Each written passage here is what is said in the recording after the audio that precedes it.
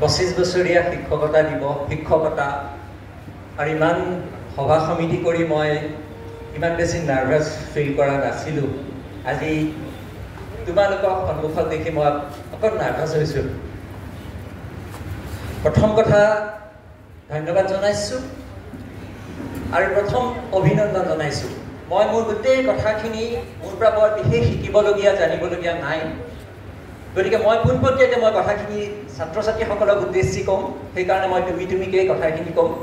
ছাৰসকল বাইদেউসকল আপোনালোকে সেইটো কথা নাভাবিব। আৰু প্ৰথমতে মই তোমালোকক অভিনন্দন জনাইছোঁ আৰু তোমালোকৰ প্ৰতি মই অলপ ঈৰ্ষা অনুভৱ কৰিছোঁ। এতিয়া কথাটো হ'ল, তোমালোকে যদি সোধা যে কিয় অভিনন্দন জনাইছে, মোক যদি কোনোবাই সুধিলেহেঁতেন তুমি কোনখন স্কুলত পঢ়িবলৈ বিচাৰিলাহেঁতেন, তেনেহ'লে মই নিশ্চিতভাৱে অসম জাতীয় বিদ্যালয়লৈ কথা আঙুলিয়ালোহেঁতেন। গতিকে তোমালোকক মই সেইবাবে অভিনন্দন আৰু সেইবাবে ঈৰ্ষা কৰিছোঁ। এইটো এটা মৰম লগা ঈৰ্ষা বুলি ধৰিবা। দ্বিতীয় কথাটো যে আজি মই এইখন বিদ্যালয়ত উপস্থিত হৈ সাহিত্য দিৱস এই ধৰণেৰে আয়োজন কৰা দেখি মই আচৰিত হৈছোঁ, আচৰিতভাৱে আনন্দিত হৈছোঁ। কাৰণ যাক আমি সাহিত্য ৰথী বুলি কওঁ, আমাৰ সমাজ সাহিত্যৰ যিজন ৰথী, তেখেতৰ আজিৰ এই উপজা দিনটোত এই ধৰণৰ অনুষ্ঠান অসমৰ কেইখন বিদ্যালয়ে পাতিছে মোৰ কিন্তু সন্দেহ আছে। সেইবাবে মই প্ৰথম তোমালোকক এনে এখন বিদ্যালয়ৰ ছাত্ৰ ছাত্ৰী হোৱাৰ বাবে অভিনন্দন জনাইছোঁ। মই 20 মিনিট সময় দিছে, মই ঠিক 20 মিনিটতে মোৰ কথাখিনি শেষ কৰি এতিয়াৰ পৰা আৰম্ভ কৰিছোঁ। প্ৰথম মই তোমালোকক এটা কথা ক'ব বিচাৰিছোঁ, এই যে আমি যে স্কুল বুলি কওঁ, বিদ্যালয় বুলি কওঁ, সেই স্কুল বা বিদ্যালয় এখনৰ প্ৰয়োজননো কি? আজি কেইবছৰমান আগতে মই এটা বিশেষ কথা ছেইণ্ট ষ্টিফেন্স কলেজ দিল্লীৰ তালৈ গৈছিলোঁ। তাত মই এজন অৱসৰপ্ৰাপ্ত পদাৰ্থ বিজ্ঞানৰ অধ্যাপকক লগ পাইছিলোঁ। মোক অসমৰ পৰা যোৱা বুলি গম পায় কথোপকথনত কথা প্ৰসংগত তেখেতে কৈছিল যে আপোনালোকৰ ৰাজ্যত 2জন ভাৰতীয় প্ৰশাসনীয় সেৱাৰ বিষয়া আছে। তেখেতসকলে যদি ভাৰতীয় প্ৰশাসনীয় সেৱাক যোগ নিদি পদাৰ্থ বিজ্ঞানে পঢ়িলেহেঁতেন, তেখেতসকল বিশ্বৰ আগশাৰীৰ বিজ্ঞানী হিচাপে পৰিচিত হ'লহেঁতেন। মই নাম দুটা ল'ব বিচৰা নাই, তথাপিতো এজন যিহেতু ৰিটায়াৰ হ'ল, তেখেতৰ কথা ক'ব বিচাৰিছোঁ। তেখেত চিফ ছেক্ৰেটাৰী হিচাপে ৰিটায়াৰ কৰিছিলে বৰঠাকুৰ উপাধি, আৰু এজন এতিয়াও এটা বিশেষ বিভাগৰ ছেক্ৰেটাৰীৰ দায়িত্বত আছে। তেখেতেও সেই মহাবিদ্যালয়ৰ পৰা পদাৰ্থ বিজ্ঞানত সুখ্যাতিৰে পাছ কৰি পৰৱৰ্তী সময়ত ভাৰতীয় প্ৰশাসনীয় সেৱা তেখেত ভাৰতীয় পুলিচ সেৱালৈ নিৰ্বাচিত হৈছিলে। এতিয়া মোৰ মতে মই ভাবোঁ বিদ্যালয় সেইখন যিখন বিদ্যালয়ে তোমালোকৰ যোগ্যতা আৰু তোমালোকৰ সম্ভাৱ্য যিটো কৃতিত্ব, সেই কৃতিত্বক অনুধাৱন কৰি সেই ধৰণেৰে তোমালোকক বিচাৰ কৰিব পাৰে, তোমালোকক আগুৱাই নিব পাৰে। আৰু মই নিশ্চিত যে অসম জাতীয় বিদ্যালয় তেনে এখন বিদ্যালয়। মই কাহানিও ক'ব খোজা নাই যে আমাক ভাৰতীয় প্ৰশাসনীয় সেৱাৰ বিষয়া নালাগে, কিন্তু মই এটা সৰু কথা উকিয়াই থ'ব কৈছোঁ। মই বিচাৰিম এই ছাত্ৰ ছাত্ৰীৰ পৰা আমাৰ বহুত অসমীয়া প্ৰশাসনীয় সেৱা বিষয়া ওলাওক, কিন্তু মই এইখিনিতে ক'ব বিচাৰিম যে অসমৰ ভাৰতৰ আটাইতকৈ যিখন ৰাজ্যৰ পৰা প্ৰশাসনীয় বিষয়া ওলাইছে ভাৰতীয় প্ৰশাসনীয় সেৱা, সেইখন হৈছে বিহাৰ, আৰু আটাইতকৈ যিখন ৰাজ্যৰ পৰা আটাইতকৈ কম ওলাইছে সেইখন হৈছে গুজৰাট। গতিকে ৰাজ্য এখনৰ উন্নতি ভাৰতীয় প্ৰশাসনীয় বিষয়াৰ সংখ্যাত নিৰ্ভৰ নকৰে। ৰাজ্য এখনৰ উন্নতি নিৰ্ভৰ কৰিব সেই মহাবিদ্যালয় বা সেই ৰাজ্যখনৰ পৰা কিমান বিজ্ঞানী ওলাল, কিমান শিক্ষক ওলাল, কিমান কৃষক ওলাল, কিমান খেলুৱৈ ওলাল। আৰু মই ভাবোঁ তেনে পৰিস্থিতি বা পৰিৱেশ আজিৰ পৰিস্থিতি পৰিৱেশৰ বিপৰীতে তেনে এক পৰিস্থিতি পৰিৱেশৰ সংবেদনশীলভাৱে বুজাই দিয়াৰ সামৰ্থ্য থকা শিক্ষক তোমালোকে পাইছা আৰু সেইবাবে মই তোমালোকক অভিনন্দন জনাইছোঁ।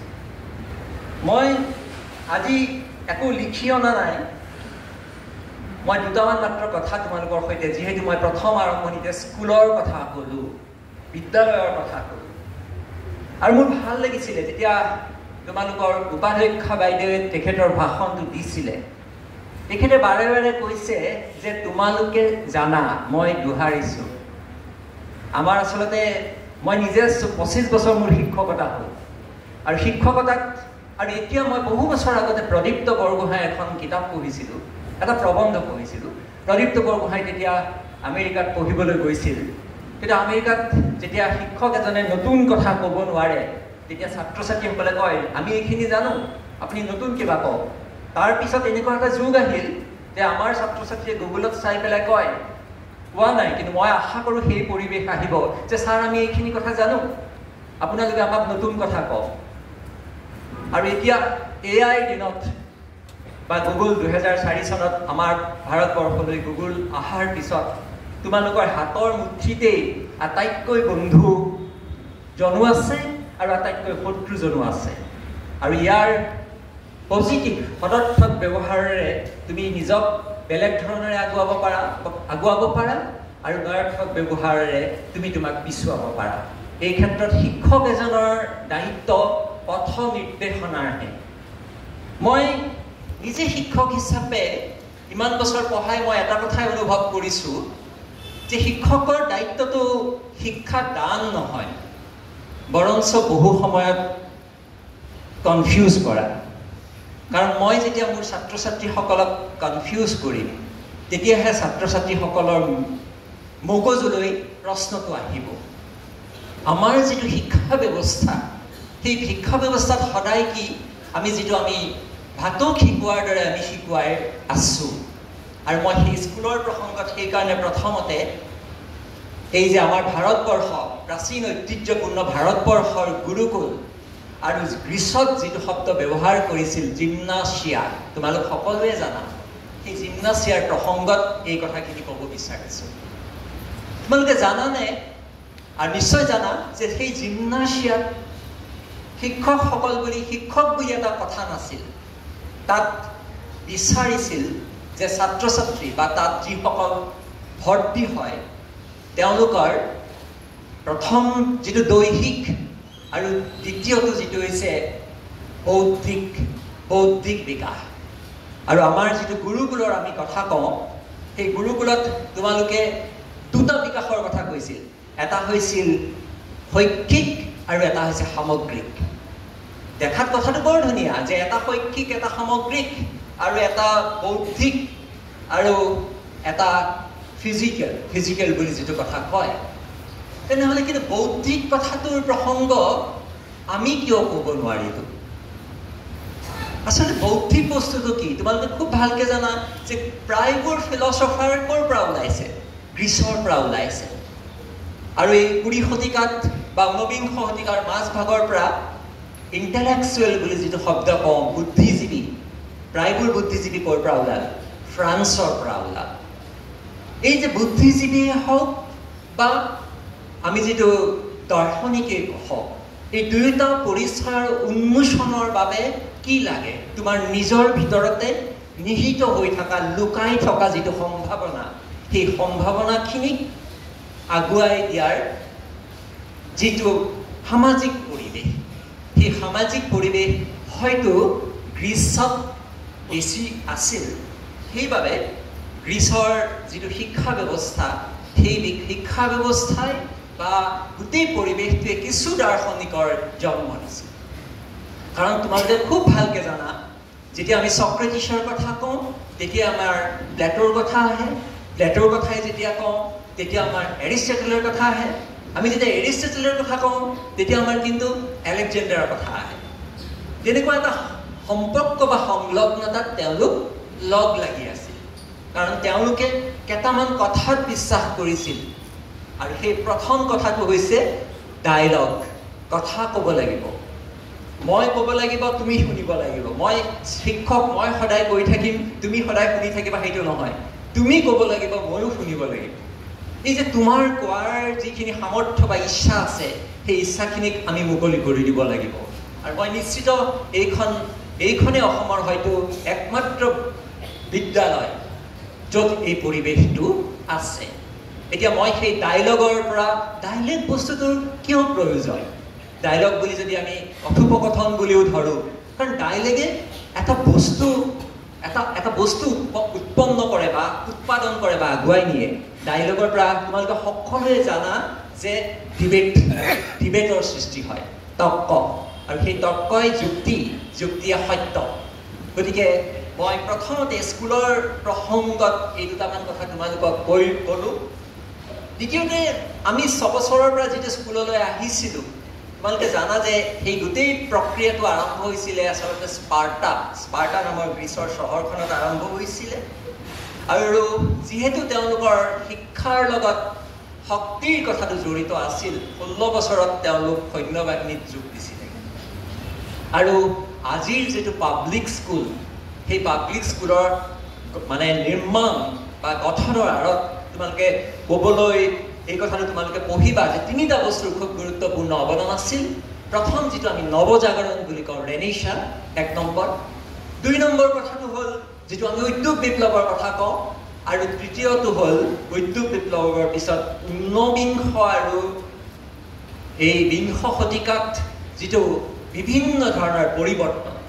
সদায় এটা কথা মনত ৰাখিবা, সামাজিক যিটো বৌদ্ধিক উত্তৰণৰ ইচ্ছাৰে যিবোৰ পৰিৱৰ্তন ঘটে, সেই পৰিৱৰ্তনৰ প্ৰথম প্ৰয়োগটো চৰকাৰীভাৱে সদায় স্কুল বা মহাবিদ্যালয়ত ঘটে।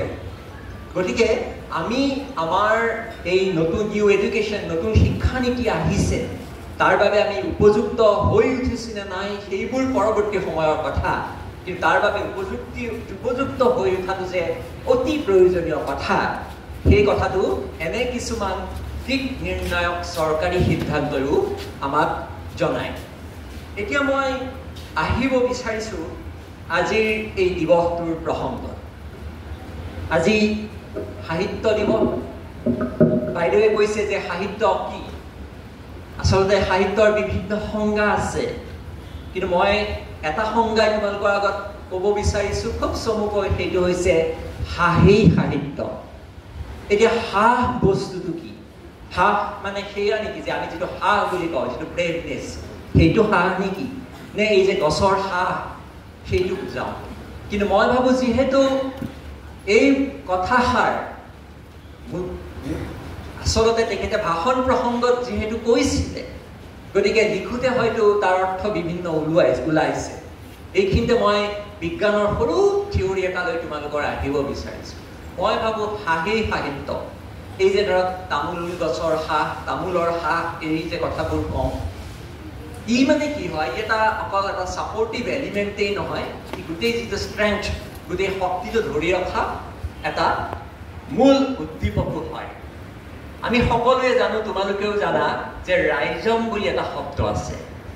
ৰাইজম থিয়ৰী বুলি সাহিত্যত এতিয়া নতুন এটা তত্ত্ব আহিছে।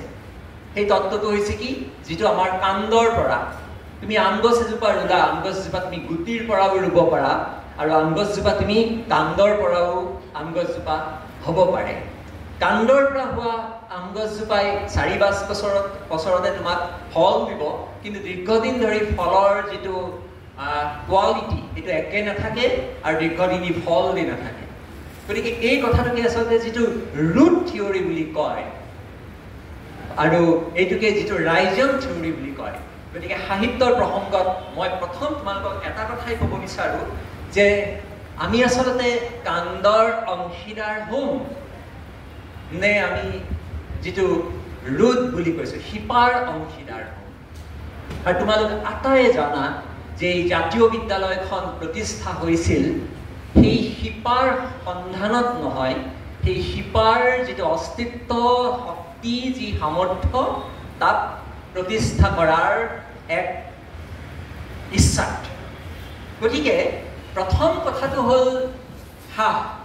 হাঁহ মানে মই ইয়াত নিশ্চিতভাৱে হাঁহেই সাহিত্য বুলি কওঁতে মই তোমালোকৰ আগত ক'ব বিচাৰিম ইয়াত হাঁহ মানে মই সেই শিপাৰ কথা বুজাবলৈ খুজিছোঁ আৰু সেই শিপা তোমালোক প্ৰতিজনৰে প্ৰতিগৰাকীৰে এই শিপাৰ সান্নিধ্য আছে শিপাৰ সম্পৰ্ক আছে আৰু সেই শিপাৰ জোৰতে তোমালোকে আগুৱাই যোৱাৰ সম্ভাৱনা আছে এতিয়া মই বেজবোৰৰ বিষয়ে বেছি কথা নকওঁ কাৰণ তোমালোকে আজিকালি গুগল উইকিপিডিয়াত সকলো বস্তু পঢ়িবলৈ পাবা মই নিজে যেতিয়া বেজবৰুৱা ৰচনাৱলী সম্পাদনা কৰাৰ সৈতে জড়িত হৈছিলোঁ মই এই প্ৰকল্পটোৰ সৈতে জড়িত আছিল অমৰজ্যোতি চৌধুৰী নিত্য বৰা পৰমানন্দ ৰাজবংশী ধ্ৰুৱজ্যোতি বৰা তেতিয়া গোটেইখিনি বেজবৰুৱা ৰচনাৱলী পঢ়ি মই এটা কথাই আচৰিত হৈছিলোঁ আৰু মই এটা কথাই বুজিছিলোঁ তেখেতে কিয় অসম সংগীতটো লিখিব পাৰে মই বুজিছোঁ মাত্ৰ এটা কথাই আৰু পৰৱৰ্তী সময়ত মই হোমেন বৰগোহাঁই ছাৰৰ সৈতে আমি দুইজনে মিলি নিৰ্বাচিত বেজবৰুৱা আৰু নিৰ্বাচিত বেজবৰুৱাৰ শিশু সাহিত্যও মই কৰিব লগা হৈছিল গতিকে মই বেজবৰুৱা প্ৰসংগটো ভালকৈ পঢ়িছোঁ বুলি মই ক'ব পাৰোঁ কিন্তু মই শিকা কথা মাত্ৰ এটা বেজবৰুৱাৰ কাৰণে দুটা বস্তুৱেই খুব গুৰুত্বপূৰ্ণ আছিল প্ৰথম হৈছে তোমালোকে জানা যে প্ৰথম হৈছে তেওঁৰ দেশখন মানে ৰাজ্যখন আৰু দ্বিতীয়টো হৈছে তেওঁৰ বাবে ভাষাটো তাৰমানে সেই ৰাজ্যখনৰ ভাষাটো সেই মাতৃভাষাটো তোমালোকে লক্ষ্য কৰিছা যে দেশখনৰ ক্ষেত্ৰত অসম সংগীতটোত আছে তেওঁ তিনিটা শব্দ ব্যৱহাৰ কৰিছে চিকুনি শুৱলা আৰু সুফলা ইয়াৰ আগতো আৰু ইয়াৰ পিছতো ইমান বেছি ব্যৱহাৰ নোহোৱা তিনিটা শব্দ নিজৰ মাতৃভাষাৰ ক্ষেত্ৰত ক'তো কোনেও ব্যৱহাৰ কৰা নাই গতিকে মই ক'ব বিচৰা কথাটো হৈছে কি সেই যিটো অৰিজিনেলিটি তাৰ প্ৰাপ্তিৰ যিটো আকাংক্ষা সেই প্ৰাপ্তিৰ আকাংক্ষা বেজবৰুৱাৰ হৈছিল নিজৰ মাতৃভাষা আৰু মাতৃভূমিৰ প্ৰতি যিটো প্ৰেম সেই প্ৰেমৰ মাজেৰে আৰু ভাষাটোৰ ক্ষেত্ৰতো তেওঁলোকে কি কৈছিল তেওঁ দুটা শব্দ ব্যৱহাৰ কৰিছিল সেইটো হৈছে সুৰীয়া আৰু শুৱনি এতিয়া সুৰীয়া আৰু শুৱনি ভাষাটোৰ সুৰটো কি তোমালোক আটাই অসমীয়া ভাষাটোৰ কথা জানা অসমীয়া ভাষাৰ চৰিত্ৰটোৱেই কি অসমীয়া ভাষাৰ চৰিত্ৰটো হৈছে আমাৰ অসমীয়া মানুহৰ দৰেই খুব ইন্ট্ৰভাৰ্ট অন্তৰ্মুখী এইখিনিতে মই তোমালোকে যেহেতু তোমালোকে বহুত কথা জানা সেইকাৰণে অকণমান বেলেগ কথা এটা কৈছোঁ সেই কথাটো হৈছে তোমালোকে ভৱেন্দ্ৰনাথ শইকীয়াৰ নাম শুনিছা কাৰণ আজি আৰম্ভণিতেই তেখেতৰ নাম লোৱা হৈছিল তেখেতৰ কিতাপ এখন তোমালোকৰ ভাল হ'ব বুলি ভৱেন শইকীয়াই যিমানবোৰ চিনেমা কৰিছিল এই প্ৰতিখন চিনেমাৰ নাম এখন চিনেমাক বাদ দি সাৰথিখনক বাদ দি প্ৰতিখন চিনেমাৰ নাম দিছিল ভৱেন বৰুৱাই সেই ভৱেন বৰুৱাক মই এবাৰ লগ পাওঁতে বা তেখেতৰ লগত মোৰ খুব ওচৰ সম্পৰ্ক আছিলে ভৱেন বৰুৱা ছাৰে কৈছিলে যে ভৱেন শইকীয়াই যদি মানে তেখেতৰ এক্ট্ৰেছগৰাকীৰ নাম কি আছিল আৰম্ভণিৰ মলয় গোস্বামী কি ঠাকুৰ আছিলে ৰুণু দেৱীক নাপাই যদি সুচিত্ৰা সেনক পালেহেঁতেন তেনেহ'লে ভৱেন শইকীয়াৰ চৰিত্ৰ চিনেমাৰ চৰিত্ৰটো বেলেগ হ'ব গতিকে ভৱেন শইকীয়াৰ চৰিত্ৰ চিনেমাবোৰ ইমান ইন্ট্ৰভাৰ্ট সেই কথাটো বুজিবলৈ মই তোমালোকক আৰু এটা কথা কওঁ তোমালোকে গম পাইছা যে ভূপেন হাজৰিকা শতবাৰ্ষিকী চলি আছে সেই ভূপেন হাজৰিকা আৰু জয়ন্ত হাজৰিকা তোমালোকে সুধিছা এই ভূপেন হাজৰিকা জয়ন্ত হাজৰিকাৰ পাৰ্থক্যটো ক'ত যদি মই তোমালোকক এটা শব্দত ক'বলৈ কওঁ তোমালোকে নিশ্চিতভাৱে মই জানো যে তোমালোকে ক'বা যে ভূপেন হাজৰিকা হাৰমনিয়ামখনত আৰু জয়ন্ত হাজৰিকা গীটাৰখনত ভূপেন হাজৰিকাৰ গানৰ চৰিত্ৰ জয়ন্ত হাজৰিকাৰ বেলেগ হোৱাৰ বেয়া শব্দটো মোৰ ভুলতে আহি গ'ল বেলেগ হোৱাৰ সম্পূৰ্ণ কাৰণ একমাত্ৰ কাৰণটো হ'ল যিটো মিউজিকেল ইনষ্ট্ৰুমেণ্ট তেখেতসকলে ব্যৱহাৰ কৰিছিল সেই প্ৰসংগটোতেই দুইজনৰ যিটো চৰিত্ৰৰ যিটো বৈশিষ্ট্য সেই চৰিত্ৰৰ বৈশিষ্ট্যটো ধৰিব পাৰি গতিকে মই আচলতে অসম সংগীতৰ কথা ক'বলৈ গৈ চিকুনি শুৱলা সুফলা সুৰীয়া শুৱনি এই মাতকেইটাৰ প্ৰসংগলৈ গৈ মই দুটামান বাহিৰা কথা ক'লোঁ কিন্তু নিজৰ ভাষাৰ চৰ্চা আৰু নিজৰ মাতৃভূমিয়ে দিয়া আত্মবিশ্বাস, এই দুটা কথাই আচলতে কি হ'ল, বেজবৰুৱাই মোক শিকালে। বেজবৰুৱাই আমাক শিকাব পাৰে যে মানুহক একক আৰু অনন্য কৰি ৰাখিব পাৰে। সেইবাবে তেখেতে শেষৰ বাক্যটো কি কৈছিল, পৃথিৱী ক'তো বিচাৰি জনমটো নোপোৱা কৰিলেও বাট। গতিকে মই ভাবোঁ যে ভূপেন হাজৰিকাৰ সামগ্ৰিক প্ৰতিভা যিদৰে কেইটামান বিশেষ দৃষ্টিক অনুধাৱন কৰি লক্ষ্য কৰি আলোচনা কৰিব পাৰি, সেইদৰে আমাৰ লক্ষ্মীনাথ বেজবৰুৱাৰ যিটো অসম সংগীত বাৰে বাৰে পাঠ কৰা বাৰে বাৰে বুজিবলৈ চেষ্টা কৰাৰ মাজেৰে তাৰ মাজেৰে নিজৰ এক আত্ম আৱিষ্কাৰৰ যিটো পথ, সেই পথটো উলিয়াব পাৰি। মই সেইবাবে তোমালোকক আজি অনুৰোধ কৰিছোঁ, তোমালোকে অসম সংগীতটো অকল জাতীয় সংগীত হিচাপে আওৰাই নাথাকি নিজৰ উদ্ভাৱনী শক্তি বিকাশৰ এক শক্তি হিচাপেও আওৰাবলৈ চেষ্টা কৰে। এতিয়া যিহেতু মোক উৎপলক মই কৈছিল যে মই সেইদিনাখন কি কওঁগৈ, মই যি মুখলৈ আহে তাকেই কওঁ। তেতিয়া উৎপলে কৈছিল যে আপুনি অলপ ক্ৰিয়েটিভ সাহিত্য বা সৃষ্টিশীল সাহিত্যৰ বিষয়েও আপুনি দুটামান কথা ক'ব। এতিয়া সৃষ্টিশীল সাহিত্য বুলি ক'লে আমি কোনবোৰ সাহিত্য কথা বুজো? সেইবোৰ সাহিত্যকে আমি সৃষ্টিশীল সাহিত্য বুলি কওঁ য'ত আমাৰ কল্পনাৰ ব্যৱহাৰ কৰা হয়। কিন্তু এটা কথা তোমালোকে লক্ষ্য কৰা, এনেকুৱা এটা বস্তু আমি কল্পনা কৰিব পাৰোঁনে যিটো বস্তু আমি কেতিয়াও দেখা নাই? এই প্ৰশ্নটো যদি তোমালোকে সোধা তেনেহ'লে হয়তো উত্তৰটো নিজৰ ভিতৰতে বিচাৰি পাবা। আমি যদি কিবা নেদেখোঁ বা কিবা সম্পৰ্কত আমাৰ এটা ধাৰণা নাথাকে, তেনেহ'লে আমি সেই বস্তুটো কেতিয়াও কল্পনা কৰিব নোৱাৰোঁ। গতিকে কল্পনাৰ কাৰণেও এটা কি হৈছে, এটা দৈহিক বা ফিজিকেল উপস্থিতি এটাৰ প্ৰয়োজন, যিটোক আমি ইমাজিনেশ্যন বুলি কওঁ। এতিয়া ধৰা মই নিউয়ৰ্ক দেখা নাই, কিন্তু নিউয়ৰ্ক সম্পৰ্কত মই টিভিত দেখিছোঁ, গতিকে নিউয়ৰ্ক সম্পৰ্কত মই ক'ব পাৰোঁ। কিন্তু এনেকুৱা এখন চহৰৰ যদি পৃথিৱীৰ নাম কয়, মই সেইখনৰ বিষয়ে মই কল্পনাও কৰিব পাৰোঁ। গতিকে সৃষ্টিশীল সাহিত্যৰ বাবে আটাইতকৈ প্ৰয়োজনীয় কথাটোৱেই হৈছে সেই কল্পনা। সেই কল্পনাটো শব্দটো হৈছে কি? ইমাজিনেশ্যন। এতিয়া ধৰা মই নাজানো ইমাজিনেশ্যনৰ অসমীয়া যিটো কল্পনা হয় নে নহয়, কাৰণ আমাৰ অসমীয়াত শব্দ খুব সীমিত। পৃথিৱীত এনেকুৱা কিছুমান ভাষা আছে যি ভাষাত ধৰা ভাল পাওঁ শব্দটোৰ 200টা শব্দ আছে। ভাল পাওঁ শব্দটোৰ কাৰণে 200টা শব্দ থকা, যেনে মই চৰাইক ভাল পাওঁ, সেই ভাল পোৱাটো বেলেগ, মই ফুলক ভাল পাওঁ সেইটো বেলেগ, মই মোৰ ছোৱালীজনীক ভাল পাওঁ, মই মোৰ মাক ভাল পাওঁ, প্ৰতিটো ভাল পোৱা বেলেগ। যদি প্ৰতিটো ভাল পোৱা বেলেগ হয়, শব্দৰ অৰ্থ বেলেগ হ'ব। কিন্তু আমি ধৰা এটা শব্দতে ধৰি আছোঁ, সেইবাবে মই তোমালোকক কৈছোঁ। আৰু এই প্ৰসংগটো মই তোমালোকক এইবাবেই উনুকিয়ালোঁ যে নতুন প্ৰজন্মৰ হিচাপে এটা সময়ত যদি প্ৰয়োজন হয়, সেই শব্দবোৰ সৃষ্টি বা নিৰ্মাণ তোমালোকে কিন্তু কৰিব লাগিব। এতিয়া মই ক'ব বিচৰা কথাটো হৈছে যে আমাৰ যিটো ইমাজিনেশ্যন, কল্পনা, সেই কল্পনাটো সদায় আমাৰ ইমিটেশ্যনৰ পৰা আহে। আৰু আজিৰ যুগত তোমালোকে ভাবিব পাৰা, মইতো লেখক নহওঁ, তেনেহ'লে মোৰ কাৰণে এই যে সাহিত্যৰ প্ৰয়োজনটো কি? আজিৰ পৃথিৱীখন তোমালোকে মনত ৰাখিবা, একেবাৰে সলনি হৈছে। তুমি পদাৰ্থ বিজ্ঞানৰ শিক্ষক বা তুমি এজন ইঞ্জিনিয়াৰ হ'বা এটা সময়ত, সেই সময়ত গৈ পেলাই তোমাৰ যিটো ইন'ভেটিভ টেকনিক, সেইটোকহে আজিৰ যিটো প্ৰজন্মই বা আজিৰ যিটো ছিষ্টেম, সেই ছিষ্টেমে গ্ৰহণ কৰিব বুলি ইতিমধ্যে বাহিৰত প্ৰচলিত হৈছে। আমাৰ যিবোৰ মাৰ্কশ্বিট, আমাৰ পৰীক্ষাত আমি সাংঘাতিকভাৱে ভাল ৰিজাল্ট কৰিব লাগিব। পৰীক্ষাত ভাল ৰিজাল্ট কৰাটো অতি গুৰুত্বপূৰ্ণ কথা। কিন্তু জীৱনৰ আচল ক্ষেত্ৰখনত সেই যিখন আমাৰ মাৰ্কশ্বিট, সেই মাৰ্কশ্বিটখনৰ কাৰণে আমাৰ নিজৰ কথাখিনি অধিক গুৰুত্বপূৰ্ণ হৈ পৰিছে। আজি তুমি সাহিত্যিক হ'ব নিবিচাৰিব পাৰা, কিন্তু তোমাৰ যিটো প্ৰফেশ্যনেল লিটাৰেচাৰ, সেই লিটাৰেচাৰৰ বাবেও তোমাক কিন্তু সেই সাহিত্যৰ যিটো শক্তি, তাৰ প্ৰয়োজন হ'ব পাৰে।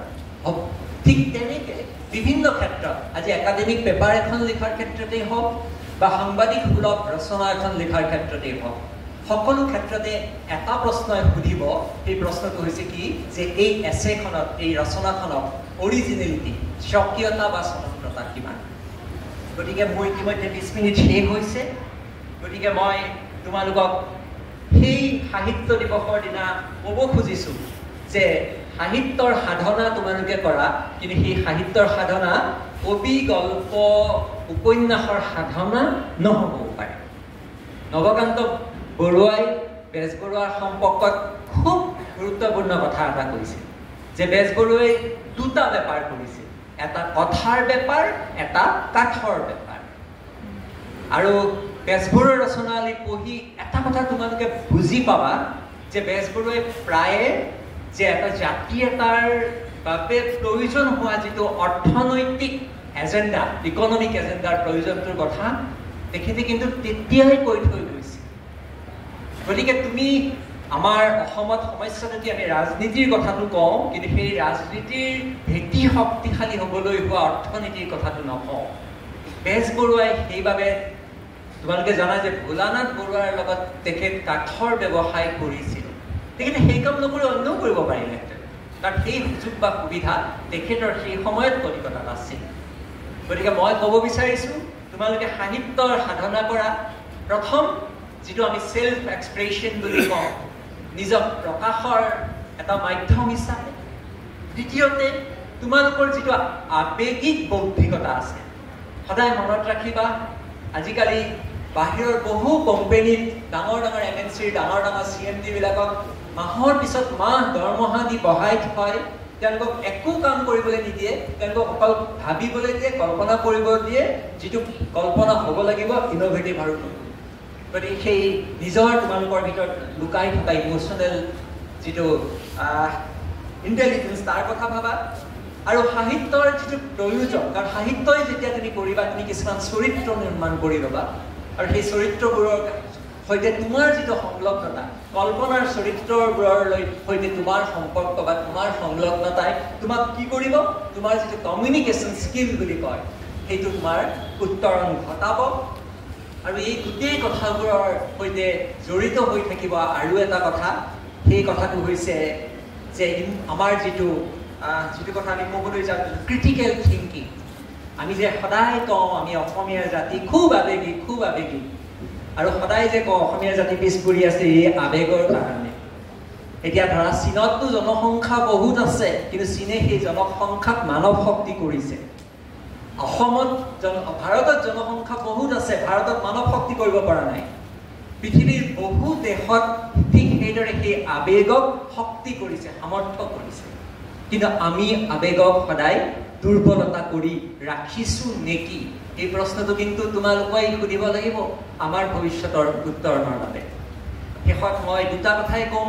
এই বেজবৰুৱা দিৱসৰ দিনাখন বেজবৰুৱাক কৰিছোঁ, আৰু একে সময়তে যিখন যুঁজ আচলতে 19 শতিকাতেই আৰম্ভ হৈছিল, 19বিংশ শতিকাতে আনন্দৰাম ঢেকিয়াল ফুকনৰ যোগেদি, সেই যুঁজখন যেতিয়া ঢেকিয়াল ফুকনে কৈছিল হাবি গুচি ফুলবাৰী হ'ব, আৰু সেই সপোনকে আচলতে যেতিয়া অসমীয়া ভাষা উন্নতি সাধনী সভা জোনাকী কাকত, তোমালোকে মনত ৰাখিবা ভাষা আলোচনীখনৰ নামটো কি দিছিল, জোনাকী, বেলেগো দিব পাৰিলে।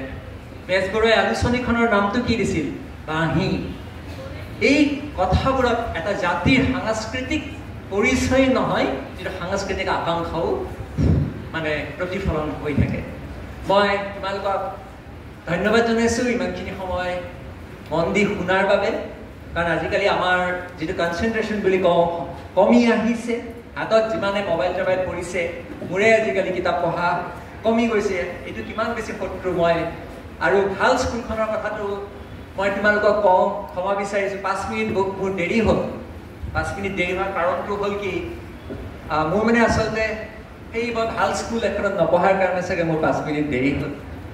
কাৰণ মই যেতিয়া স্কুলত পঢ়িছিলোঁ, সৰুতে যিখন স্কুলত পঢ়িছিলোঁ, মোৰ স্কুললৈ যাবলৈ মন নগৈছিল। আৰু মই ৰাতিপুৱা উঠি ভাবোঁ কোনোবাই যদি বিচনাখনৰ সৈতে মোক স্কুললৈ লৈ যায়, তেনেকেই যদি পঢ়িব পাৰোঁ। আৰু মোৰ যিখন প্ৰথম এছে মই ইংৰাজীত লিখিছিলোঁ, সেইখন ইণ্ডিয়ান এক্সপ্ৰেছত ওলাইছিলে, সেইখন আচলতে গোটেই কাহিনীটো সেই সৰু ল'ৰাৰ কাহিনী এটাই আছিলে। পিছে মই নিলিখা হ'লোঁ। তেনে স্কুলখনত ভাল লগা বেয়া লগা কাহিনীও তোমালোকৰ মাজত আছে। তোমালোকে নাভাবিবা যে কাহিনীয়ে তোমালোকক খেদি ফুৰিব। মই ভাবোঁ তোমালোকে কাহিনীক খেদি ফুৰিবলৈ আৰম্ভ কৰা। মই নিবিচাৰোঁ যে কোনোবাই তোমালোকৰ মা দেউতাই তোমালোকক সপোন দেখাওক, তোমালোকে সেই সপোনৰ পিছত দৌৰা। মই বিচাৰোঁ তুমি তোমাৰ সপোনৰ পিছত দৌৰা। তেতিয়া এই ল'ৰা ছোৱালীখিনিৰ মাজতেই আৰু 10 বছৰ পিছত আমি সন্মানেৰে গৌৰৱৰে ল'ব পৰা কেইজনমান ছাত্ৰ ছাত্ৰীৰ নাম যে আমি ল'ব পাৰিম, সেই বিষয়ত মই নিশ্চিত। গতিকে তোমালোকক শুভেচ্ছা জনাইছোঁ। তোমালোকক লগ পাই ভাল লাগিল। কথা ক'বলৈ বহুত আছিলে, কিন্তু সদায় এটা কথা মনত ৰাখিবা, পৃথিৱীত প্ৰথম অহা কথাটো কিন্তু উত্তৰ নহয়, প্ৰশ্ন। আমি এইটো কথা সদায় ভুলকৈ ভাবোঁ। পৃথিৱীত প্ৰথম অহা কথাটো কিন্তু সদায় উত্তৰ আছে বাবেহে প্ৰশ্ন থাকে। গতিকে মই তোমালোকক অনুৰোধ কৰিছোঁ সেই উত্তৰবোৰ বিচাৰা। গতিকে এজন ছাত্ৰ ছাত্ৰীয়ে পৰীক্ষাত বেয়া কৰিব পাৰে যদি তেওঁ সকলো গোটেইখন থৰলি তেওঁ টেক্সট বুক জানে, কিন্তু প্ৰশ্নটো কি নাজানে। গতিকে তোমালোকৰ উত্তৰ আছেই, প্ৰশ্নৰ মাজেৰে তোমালোকৰ অন্বেষণৰ যাত্ৰা আৰম্ভ কৰা আৰু তোমালোকৰ সফলতা চাবলৈ, সফলতা উদযাপন কৰিবলৈ আমি ৰৈ আছোঁ। ধন্যবাদ।